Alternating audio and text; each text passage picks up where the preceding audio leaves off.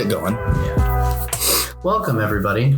Welcome to another episode of the Sundance Kids. I'm your host, co-host / host, Junior Nelson. And then we got over here the pride of Linden, Utah, of Pleasant Grove, Utah, Malcolm Hatfield. That's me. And to my right, we have the jester's charlatan, the man, The stain on the pants. the stain on the pants of society, Nick Yarrow. The one and only. And it's just us three today, guys. The host. But I saw a tweet. It was super funny. It was like white dudes be like, "It's the man, the myth, the legend," and it's just Devin. Yeah. I mean, that's pretty much all white people. Well, yeah, exactly. White people are the worst. Yeah. White people, terrible. Dude, call the CEO racist. Don't need him. He's canceled. He's canceled. Don't need him. Can't live without him. I guess. I guess. Yeah. Well, Yeah. We're here today to talk about another movie. We're approaching the film festival season, approaching the Academy season. The Golden Globes were just last week or 2 weeks. They're like a week and a half ago. Yeah, like a week and a half ago.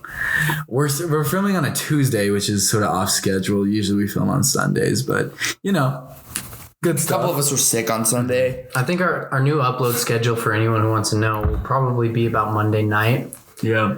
And so we'll try to have, for example, this episode will be up Monday night. I'd say January, what is that like? Don't put dates to it, Nicholas. That puts so much stress on us. That's true, especially because we're kind of waiting for everything Yeah.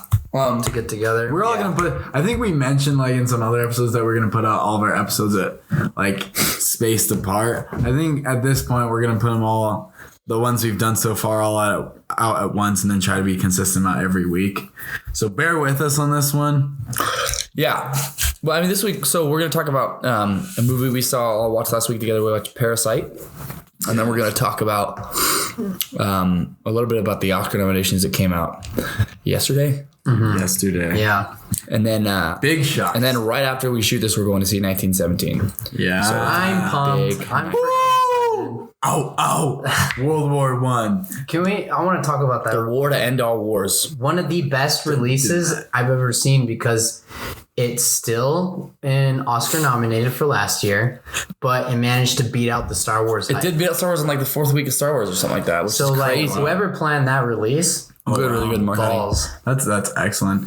I mean, man, I saw so much marketing to this movie that did not. It didn't make it look very good. It really didn't. It made it just look like Dunkirk, and Dunkirk was a huge disappointment. One thing I'm really excited about this movie, and we'll probably this one might be the one we talk about next week. I don't know, I think it will be. but I did the one piece of marketing I saw that I liked was the cinematographer behind the scenes, and he was talking about the whole movie's kind of made it look like it's one shot, like Birdman. So it's like the cuts are disguised in the dark or whatever. So I was watching a lot of B footage from the set, and it's like there's guys running with cameras, and there's like actual like practical effects and not a lot of CGI. So I'm pretty stoked for that. It'll be sick for sure. But Parasite, oh boy, let me tell you, I love this movie. You do. you loved it. Hello. Here's You the used thing. the L Here, word. I did use the L word. First date Would you fuck this movie? I'm just kidding. on the third date. Okay. But here's the thing. Almost everybody I've talked to said that this was their movie of the year. Yeah, me too. Everyone that saw it. And it's not my movie of the year. No. It's not even. Well, let's just go around the circle and kind of say our rating out of 10. Okay. Yeah. I definitely... Here's the thing. I say it's in my top 5, but I think I'd give it like an 8.5. Yeah, I don't. It's not in my top 5 of the year, and I haven't even seen The Irishman yet. I would say it's. Oh man, I'd give it like a 7. Yeah. 7 to 7.5 maybe. And then we'll talk about why. But Yeah. it was underwhelming to say the least. Yeah. It might have honestly been the hype from everyone I've talked to. Well, I don't know if it was underwhelming. I had a word to go I into it. wasn't expecting that much when I went into it. I mean, I'm not just being flaky here and just gonna sit right in between your guys' two scores, but I'm gonna give it like a 7.5. And I was thinking about that previously. This movie did a lot of things that I liked, and I'll go into that a little bit later. There was a lot of things that I genuinely enjoyed about this movie, and that might just be me like enjoying a little bit of the differences of this movie. Like, it's definitely a different movie, you know, than a lot of things like it's unique. We've been seeing. It's pretty unique, but I wasn't that like enthralled by it. At the end, I talked about this movie with my cousin for a little bit on my way home after watching it, and then like that was it. Like, Yeah. I didn't really think I that didn't much wake up about thinking it. about it, right? Yeah. Totally. I think I don't know if I was super underwhelmed necessarily. Maybe that's not the right word, because I kind of went into it worried about this one of the big reasons I didn't like it. And I think what I want to say, the biggest thing that threw me off, that like for me, it was like if I were to be Shark Tank and this movie were to pitch its story to me, at the point that I would say I'm out, is probably, I want to say the ending, honestly. Yeah. No, and I think that's the same with It felt kind of cheesy. It almost felt like it had the same problem as the Joker ending, maybe. Where it's kind of Yeah. like, oh, is the ending real, or is it just in his imagination? It was like, That was maybe the weakest part of Joker, was the ending. And then it's ending with an ending and then an ending. Like, there's a couple parts in this movie, just like in Joker, where you think the movie could have ended right there, and then it doesn't. it just keeps going. And it Usually gives the you a first little- ending is the best one. Too, Yeah, right? and it just gives you a little too much information at the end. And just like, I feel like, and obviously the situation in this movie is just so crazy that it would never realistically kind of happen. But at the end of the movie, I was like, it like completely ruined my suspension of disbelief. Yeah. Like I was just sitting there, I was like, oh, come on. Yeah. It's not even like I had a hard time believing it. I mean, Yeah, but like, and then what I'm trying to say is because like once that is gone, to me, it's like, oh, so maybe they're kind of stepping into the more metaphorical path where they're trying to convey their message. But I feel like it really kind of didn't land for me. well, yeah, Definitely didn't land for me. It seems like the message that they're portraying for the entire movie, really, it was spread really thin at the beginning, and it caught your intrigue, you know? And so for the first half, almost the first 2 acts of this movie, you're really engaged in what's going to happen. Totally. And like, because you realize this is all going to go to shit. Yeah. But you don't know when it is and why. Structurally, it's not insanely unique. And that's the thing that's interesting too, is the first 2/3 of this movie to me were like a 9. Yeah. And it was like once it hit that certain point that we'll talk to later, it like drops to a 8. It might even bring me to a 7. It definitely surprised me. I was like, wow. And then it just started waning on me. Like once you realize everything that's going on, then the intrigue starts to go away minute by minute. And then at that point, there's still like 25 minutes left in the movie. Totally. A big problem I had with this movie is that going into it, I was kind of worried. Everyone that I had read any review about it, or anyone I had known that saw it, had the same reaction. It was like, wow, so mind blowing. It's like, it's really funny and scary, and then also they always came away with the same, like, it's this really cool Marxist class critique, and I was like, oh, okay, cool. But I was worried going into it that, is that what I'm going to get out of it, and that's all I'm going to get out of it, because everybody's saying the same thing. Kind of worries me a little bit. Yeah. And then I left the movie and went, okay, so it's like a Marxist class critique that's kind of funny and kind of scary. And I think at this point, And that's the weak part of it. we should go into spoilers. I think we're just, territory. I mean, like, I don't think there's a lot in this movie that would shock you after you get past the one big thing that happens. Yeah. real. Where there's the basement. Once you figure that out, it's like, And see, that's honest. I think that's the point where it literally drops off for me, because what I thought it was going to be But like, before we start telling spoilers, I just want everyone to sort of like say if you would recommend this movie to other people or not. So if you're like listening, you're wondering about watching this movie or not, you can just sort of get an idea of what our recommendation is. Okay. Honestly, at this point, with it being out of theaters, I would say just wait for it to go on Netflix or somewhere if you can watch it for free. I couldn't ever see myself like buying it and owning it on Amazon. Oh no. I think you should probably see it if you're a film person and get your own opinion about it.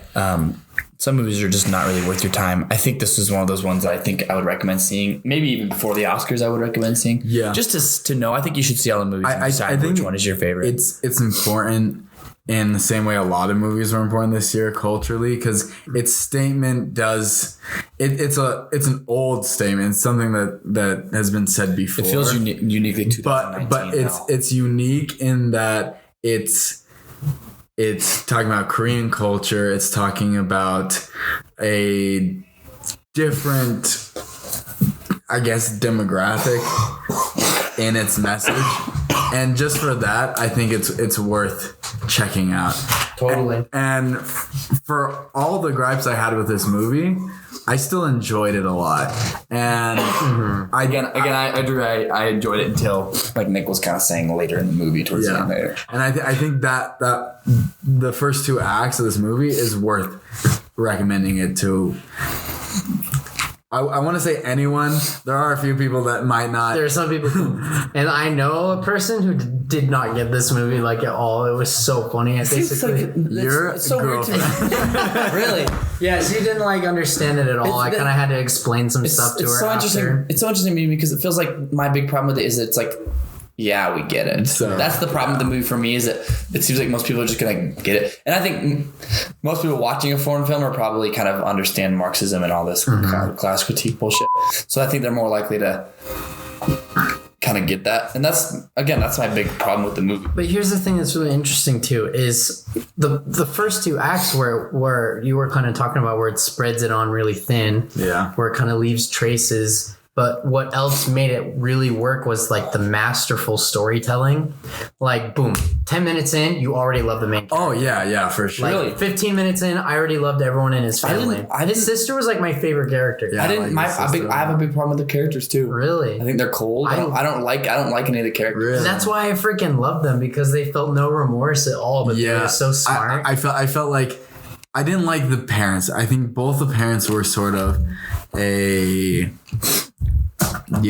I mean, we're gonna get into spoilers, but I'd recommend this movie for people to see. At this point, you're not watching in theaters. Yeah. Like even if you have to rent this movie for like $3 on Apple TV or on I recommend Amazon. that. I don't think, like I said, I'd never spend like $20 to own it. Yeah. But if you like come across it, definitely watch it. No, definitely take an opportunity to watch this movie, especially if it's still before Oscars and you want to get an idea of which movies have a chance at the Oscar and which movies are going to be talked about, because this movie definitely has its name being floated around. Yeah, a decent amount. This movie's interesting because spoiler zone. My ass is sore.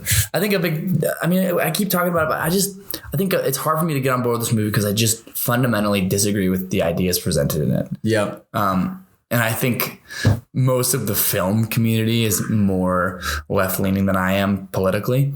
But I can't get on. It's weird because the movie feels like it's trying to critique the rich, but the rich are kind of the only characters that I felt were redeemable. Mm-hmm. Like, they weren't assholes. They weren't paying people overtime. They were really nice. And they kind were of tricked. And they were tricked. True. And then it's like the poor people. And a little bit of the theme is to understand, it's like this idea of Marxism that poor people they don't, until they rise up truly against the rich, they just keep hurting each other.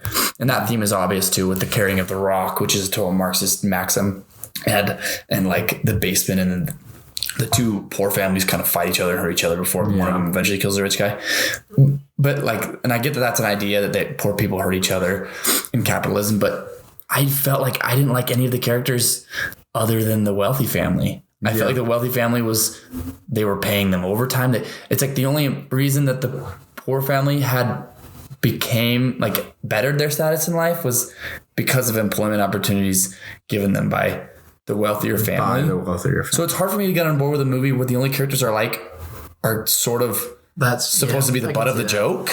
Yeah. Right. So I didn't love those characters, but I didn't hate the rich family. Yeah, so like they weren't perfect, but generally they were trying to do good. I don't think they realized when they were being hurtful to people. I don't think they realized when they were being a little offensive, but they also weren't blatantly taking advantage of people and stealing and it was like that idea that they were just getting taken advantage of. And that's the thing. And in fact, I feel like the movie doesn't even understand what it's saying either. Yeah. And so I think that's something that would have been super interesting if the film had focused a little bit more on, is making us not like the rich family in a way that could present its themes a little bit better. But also, I think, and the reason why I keep on saying there's something interesting and different about this movie is I think the fact that it takes place in Korea and certain tropes of Korean culture, they live in a society where nobility and class is sort of in a different light than in our culture. Yeah. Like a lot of what they believe to be nobility, a lot of like their richer class, it does come from family. It is a very what's the word where it's sort of just like passed on from family to family. Inherited. It's like it's something super.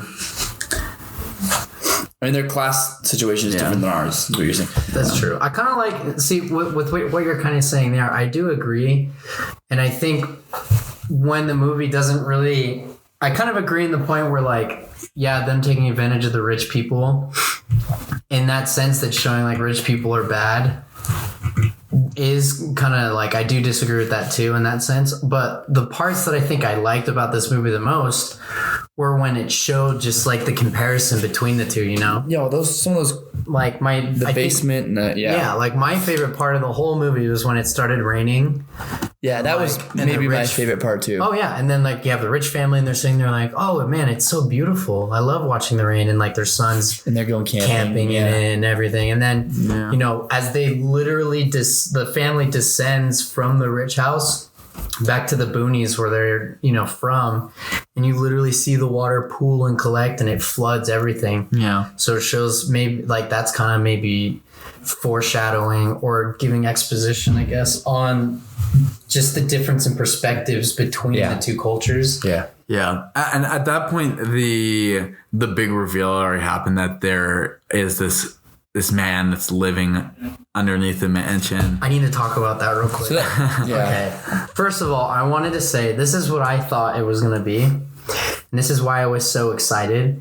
And you know, you can tell me if you think I'm an idiot and this would be wrong, but I feel like when they went down into that basement and there was that insane cut where it like followed them and it played the horrifying music, I thought they were going to find like a trafficking ring. Yeah, I was going to give a reason why the family was fucking terrible. Yeah, exactly. Yeah, and then to that point is like after that, the poor family needed to like escape. So the rest of the movie was going to be them basically like in a bit of a horror movie where they try to hide. Yeah. And like escape that. And like, I mean, I guess it kind of does defeat the whole message that they were trying to convey, but at that point we weren't so clear on what the message was. Yeah. It was after we started seeing, I thought I was pretty clear to that point, to be honest. Like But that might have been because I read all these people say it's about Marxism and class. I heard. Dude, I read that about too. It's almost like copy and paste. That's saying that. Copy and pasta. Again, that's where, and we can talk about other issues I have with this movie too. But that's my biggest thing is like it actually ends up feeling.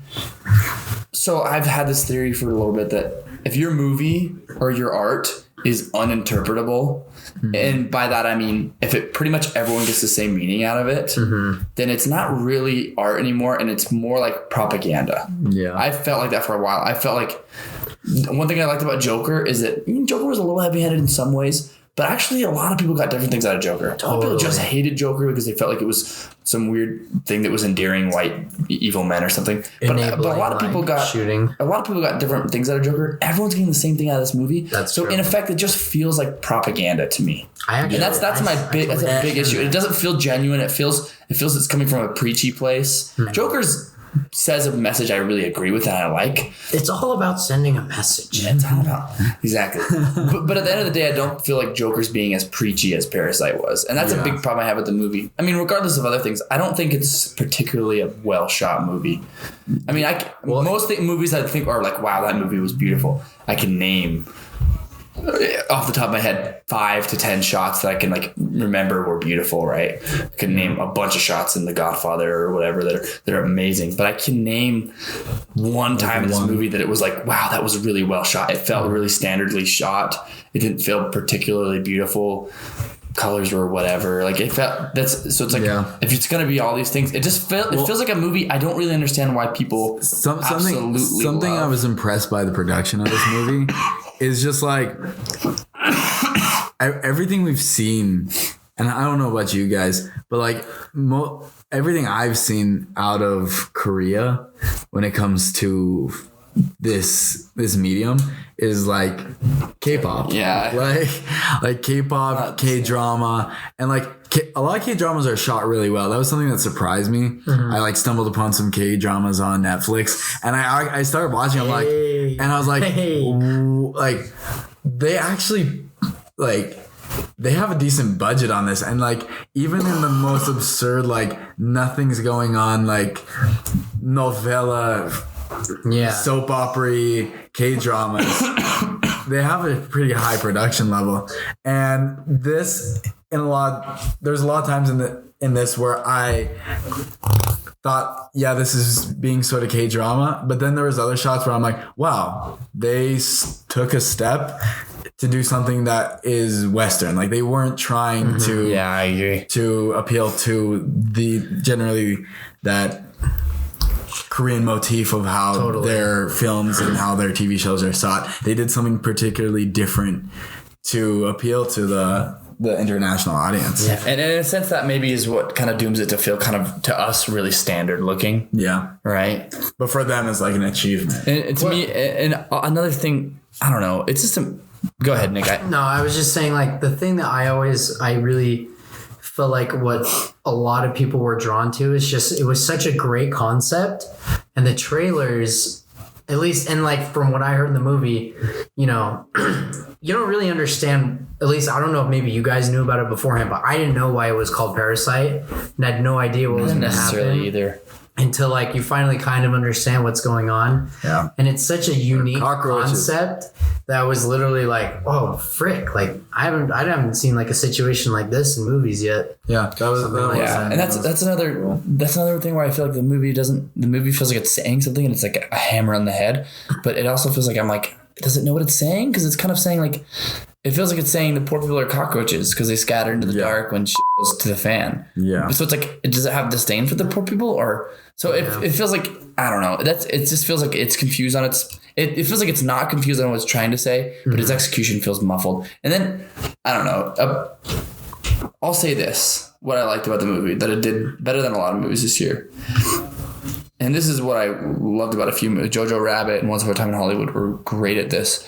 Is it pivoted really well between funny and kind of dark and violent and scary. Yeah. And I think some of my favorite movies, I just recently watched Drive, and Drive's cool because it's really violent, but not is that throughout the whole Gosling? Yeah, it's so good. It's really violent when it's violent, but it's not violent the whole movie. So all of a sudden it'll get crazy violent for like a few seconds. Have you guys seen holy cow. So I think that pivoting was really done well. So that's one thing I liked about this movie. Have you guys seen? So it kept me in the movie for most of it. I don't want to live on this world anymore. No, Elijah Wood or whatever is that? Yeah, I can't remember if that's exactly the title. So that was actually one of the movies that I watched at Sundance Film Festival 2 years ago, and I watched it like the director was there, and it was sort of just a cool feel to be there. It won like the Grand Jury Award that year, I think. Really? Yeah, and like fairly unknown after. Like it did well at Sundance, and then after that it sort of just muffled off. I've never heard of it. I think it went on Netflix. It went on Netflix like 2 months after the film festival, and then like people just stopped talking about it after it was on Netflix. But it thematically it's really similar to this. That one, it's a little bit more what's the word? It's like a little more awkward, you know, like it's I have Elijah Wood there, and the characters that act real quirky around. Quirky is the word I'm looking for. It's really quirky. And then in the same way that this movie just sort of flips at one moment into a horror movie, that movie also just flips into being super gory, super intense. I think that pivoting between kind of types of movie was done well. And like Jojo Rabbit did that, where it was like really funny and then just really sad or really beautiful. But Jojo Rabbit was like a roller coaster. Yeah. Whereas this one, it's like... It flips in a moment. You're right. Yeah. Once Upon a Time in Hollywood was similar too, where it kind of flips and then the last 10 minutes in the movie are insane. But there was good drama throughout the whole entire movie, I feel like. I feel like one of the biggest reasons why something like that kind of happens is just the writing is so good that it draws you in, so you kind of go along with what the scene is happening. Because like to me, if you sit there and you don't really care what the characters are saying, then you're just thinking about like, oh, what's going to come? And then a lot of the times you can predict like what's going to happen. Yeah. But if you're thinking about what the characters are saying because it's either interesting or it's funny, then you'll totally get blindsided by shit like that when it just hits you. Yeah. I think something super interesting that I've seen reflected in our opinions of this movie, just in contrast to everyone else talking about this movie, is we do live in a different place. True. You know, Utah. It's interesting because we have Sundance Film Festival and we have that artsy side, but when it comes down to it, the people who live here, the locals, people who don't live in Park City or nice parts of Salt Lake, are pretty dang conservative and are pretty dang right wing. I mean, this is a state that voted Trump like flat out, no question. And Hillary lost to some guy. Some guy started running from here and beat Hillary. That's like it wasn't Ian McMullen or something. Just some dude that lives in Provo, like. And so I think this movie, it wants to say something about this socialist idea. It wants to be Marxist. It wants to appeal to people who are thinking that way, and to everyone who has those ideas, those ideals. They watch this movie and it's just like a pat in the back. I agree. It's just being like, that's why I feel like it's propaganda. It's like just believe, like it's exactly what you thought it was. Yep. And we're great. They're not. And this is another issue too, is because conservative people either A, will never see this movie because conservatives in America just don't watch foreign movies. Yeah. Or B, the ones that do see it, they don't. The only negative reviews I could find were from like TulsaNews.net, and they're terribly written. And and then I see online comments where it's like the only people that say they don't like this movie that have the same kind of quarrels I have with it. Jesus wasn't in it. Yeah, well, they have they can't voice it well. They're just like, this is communist propaganda bullshit. But it's like, I think that they're not.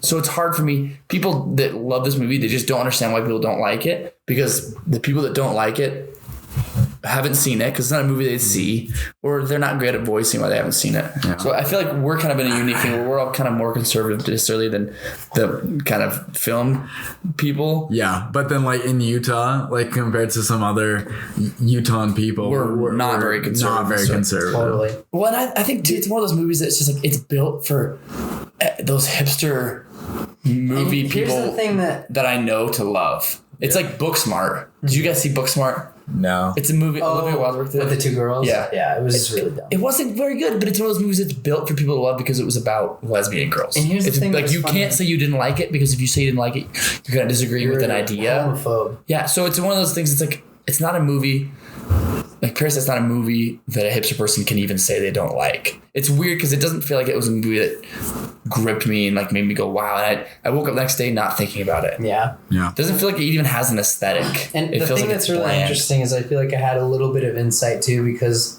you know, when I was in the Philippines for 2 years, Yeah. like the beginning of that movie when it showed the poor people's house, it was like giving me flashbacks. Yeah. But when I was in the freaking ghetto freaking spots, like we did the exact same thing where like if we saw people spraying pesticide, we'd leave our windows open and like we would mix bug spray with our mop fluid. So when we mopped the floor, it would also be bug repellent. Wow. Or we would mix it in with our laundry soap. Yeah. So when we washed our clothes and our sheets, it would be like have bug repellent too. So Yeah. with that, I also can say that I feel like the message in this is also not too great because, I mean, It feels cold. The whole movie feels if I cold. say, and I know I might say, I know I might sound like an idiot if I say this, but to me, if both the son and the daughter were as skilled as they were in the things that they did, then why was the family poor? Yeah, isn't that the movie? What the movie's trying to say, though? I mean, I agree. No, but you're right. Yeah. In America, and maybe it's because we're American. Yeah. America, anyone with those skills would find out something. Yeah, like I knew if I knew there was someone who had like 4+ years of English and like was well versed in teaching, and I actually thought that was really funny that they never really spoke English and it was all really bad. No matter what. I saw an ad for this movie and it had like the one English line where like the lady at the house, she said something like, I'm good to watch you. yeah, she says something. It sounded creepy out, though. Yeah. And then it was in the trailer of this movie. But look, I think it's sort of sad seeing this type of movie come out of South Korea that has this sort of message because North Korea is like 20 miles up the border. and it just shows And that hasn't worked very well. it shows this generation And China's right there. is already forgetting.